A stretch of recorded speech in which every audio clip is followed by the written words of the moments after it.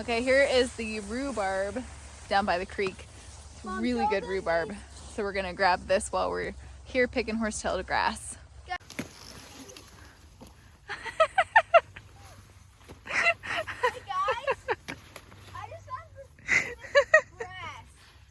In the wintertime, in the summertime. Okay, try again. I'm trying. Watch which way your knives are pointed, please. Your knives. There you go. Today it is pouring with rain outside. Let's see.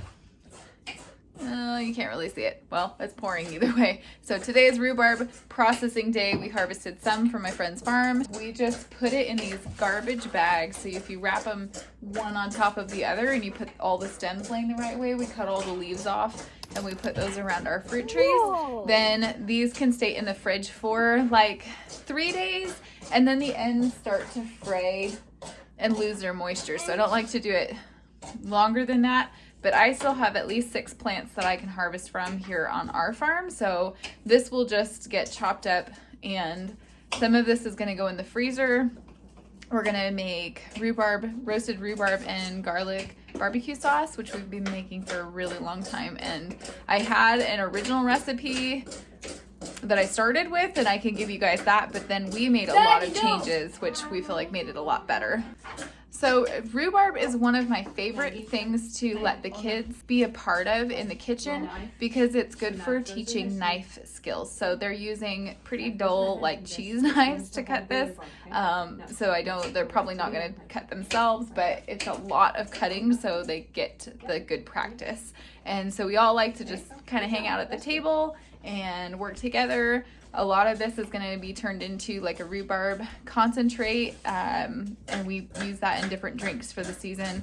The kids really like when we make them something that they can enjoy to drink through the winter, because I also make hard cider and wines and things, and obviously we don't give them that, so this is kind of fun for them. So we're all just gonna kind of hang out here and we're gonna process up this rhubarb, and I probably will take you guys along and show you a few of the things we're gonna make. Grandma, can I have the green? Don't go too fast, sweetie. I'm Good. doing fast as Grandma. Oh, you don't have to worry about being fast. You worry about just cutting.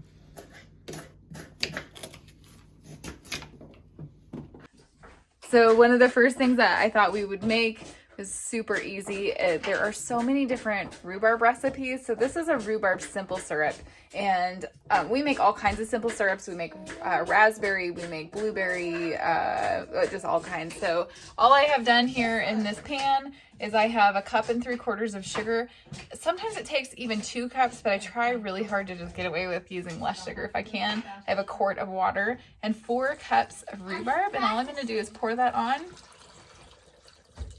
I'm going to bring it to a boil and kind of simmer it for about 20 minutes, covered or uncovered, it doesn't really matter. And then we'll strain the rhubarb out, and I'll show you guys what it looks like when we're done.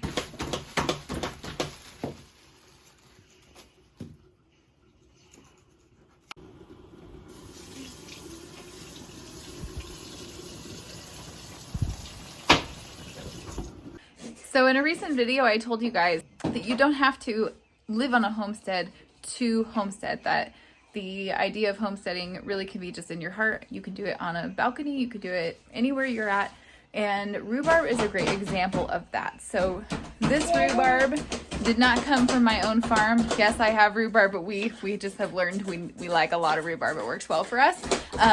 So you can find a friend. Most people have rhubarb, especially in this area, growing somewhere as an ornamental type plant on their property. Just make sure it hasn't been sprayed. But you can get rhubarb, and then what we like to do is we take whatever the fruit is that's in season or vegetable. We try to make as many things as possible. So today we're having, like last night we had rhubarb crumble. Today we're having rhubarb muffins for lunch. Tonight we're having chicken and rhubarb. And we're just going to be putting away a whole bunch of rhubarb in our freezers and canning rhubarb juice for the winter time. And then that just helps us have a little bit of variety. So I challenge you guys, if you have rhubarb growing right now, especially in the Northwest, it has been such a cool, long spring, extended winter. I challenge you to go find rhubarb and see how many things that you can make. If you have a favorite rhubarb recipe, please leave it down in the comments for us so we can try it.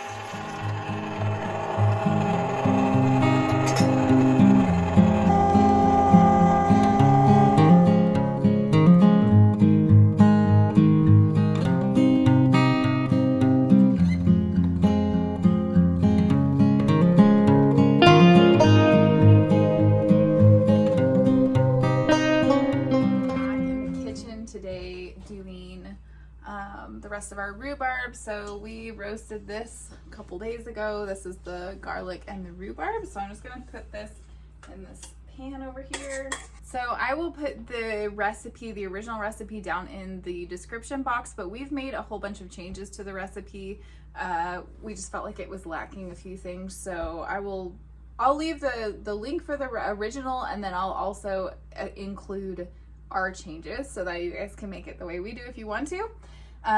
But basically all I'm going to do is going to put all of these other ingredients into the pan, get it warmed up, and then I actually process our barbecue sauce so that we can use it throughout the winter time. We really love it on our homegrown pork. Of course, you don't have to use the same things we are. You can use whatever you guys want to.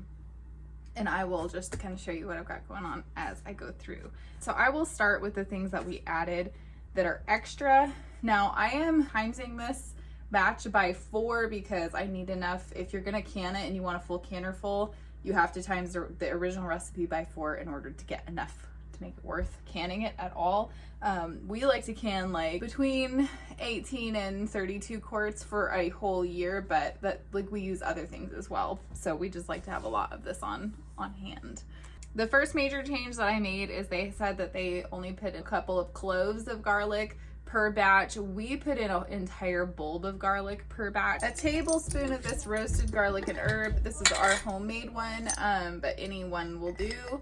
So we're adding a tablespoon per batch. We're adding an extra 1/4 cup per batch of brown sugar. This is homemade brown sugar. If you guys have never made brown sugar before, it's like ridiculously easy. It's like a cup of white flour, and then you just mix in, I use a pastry cutter because it's really fast. You just mix in a teaspoon to a tablespoon, depending on how light or dark you like, of blackstrap molasses, and then it's brown sugar, and it doesn't like get clumpy. It's amazing. And then we're gonna also add in a 1/2 teaspoon of Coleman's mustard powder per batch. All right, so that's our additions. Now we're gonna go back to the original recipe and I'm gonna add in the rest of the things. So, well, I suppose this is another change that I really like to make. You can just use regular balsamic vinegar, but I infused this with our homegrown raspberries last summer. And so I'm going to use this because it makes just a really nice addition. So 3 tablespoons per batch of balsamic vinegar. Another 1/2 cup of brown sugar, again, per batch. Looks like I'm going to have to make more brown sugar. 1/4 cup of ketchup.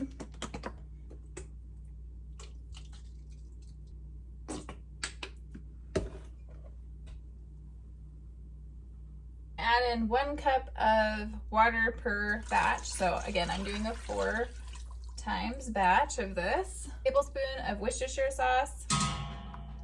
A tablespoon of chili powder.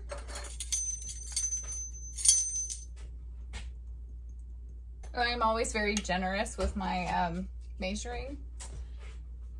You don't have to be quite so generous, but it tastes better that way. And then a 1/4 teaspoon of just some cinnamon. Now you could use cinnamon powder, or you could also, I think, use some ginger powder, and that would be just as good. The ginger and the rhubarb seem to go together in a lot of different recipes. So maybe I'll make another batch and I'll try it with ginger. A dash of cayenne pepper. We don't make ours super spicy because my kids won't really like that. This is our homegrown cayenne peppers, so it's going to be a little bit more spicy than your normal store-bought one. And then I'm going to do about a 1/4 teaspoon or so of salt per batch. And some fresh ground pepper. So I'm going to heat this up. I'm not going to boil it. I'm just going to simmer it till it gets warm enough. There we go. I'm going to stir it up, and I think that's going to be really good. You may want to add a little bit more or a little bit less water depending on how runny you like your barbecue sauce. We don't like ours super runny, but we also don't want it super thick either, so I may end up adding just a little bit more. That's a pretty good consistency for us and what we like to do with it. Our favorite thing to do is have Micah smoke ribs and then put this on there. It is like the flavor changes during the smoking process, and oh my gosh, it is amazing. All right, I'm just gonna let that heat up, then I'm gonna put it in my canning jars and get it processed in the water bath. All right, I'm calling it good, and I'm gonna stick this in these jars here.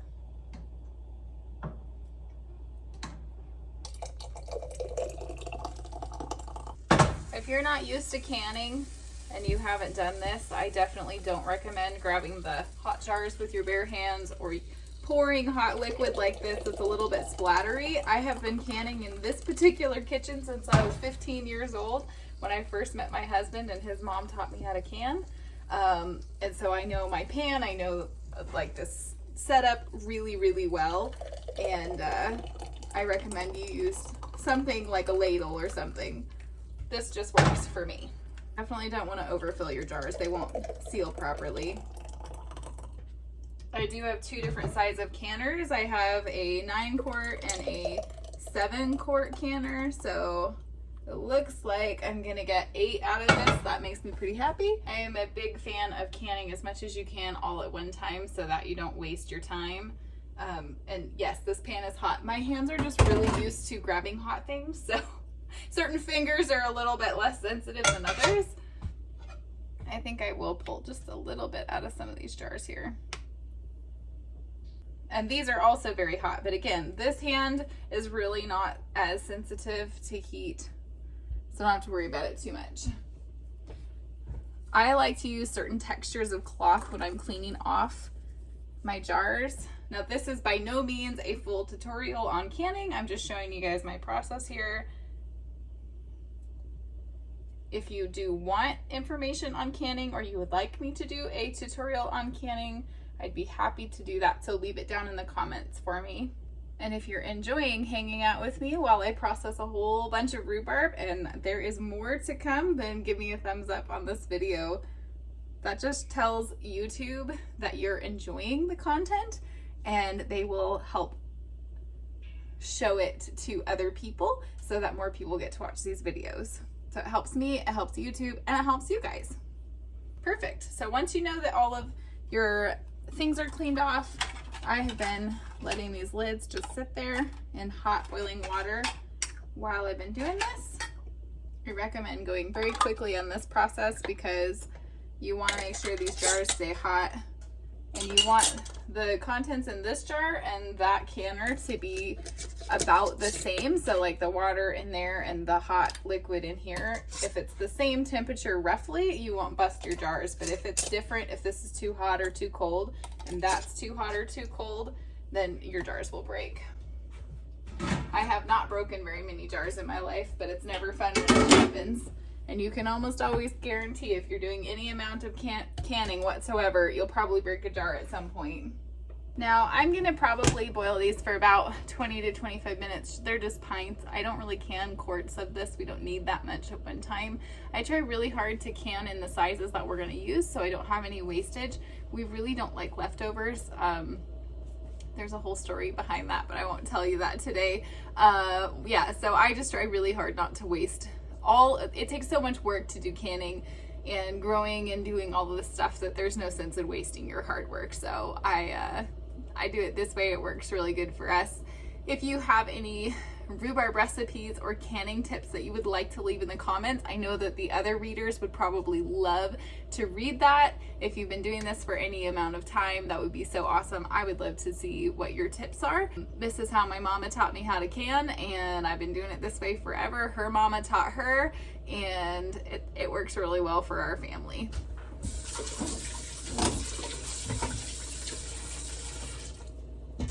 I have a very firm rule in my kitchen, and that is that we clean as we go.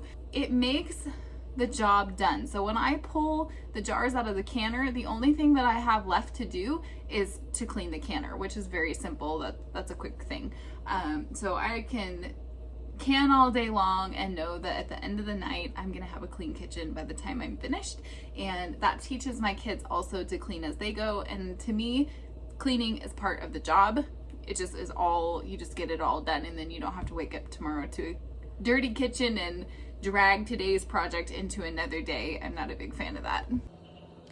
I've been canning and preserving food basically my entire life, but especially since the age of 15. If you're interested in coming to my farm and learning how to preserve food, whether it is using dehydration or hanging herbs to dry or learning how to use a water bath canner or a pressure canner, I would love to teach you and have you join me here. If that's something that you might be interested in, I do have an internship program coming up this summer. I will leave a link down in the description box to my website, and all of the details are there.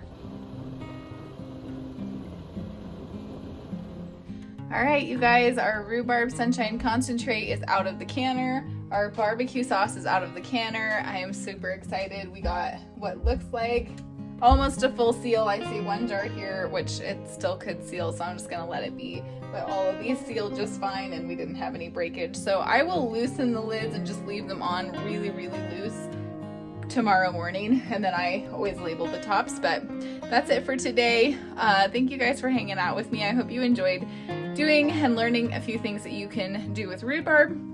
If you guys are interested in any more videos about how to utilize rhubarb, please leave it down in the comments. I will definitely leave the recipe for this and for this, and I can't remember what else we made together right now, but I will leave that in the description box for you guys. If you enjoyed today's video and you would like to see more canning videos or homesteading or gardening related topics, then don't forget to hit the notification bell before you leave. So if you hit the subscribe button and then the notification, you will be notified every time I post a video, so you'll be sure to not miss out on any videos. We'll see you guys again real soon. Thanks for joining me today.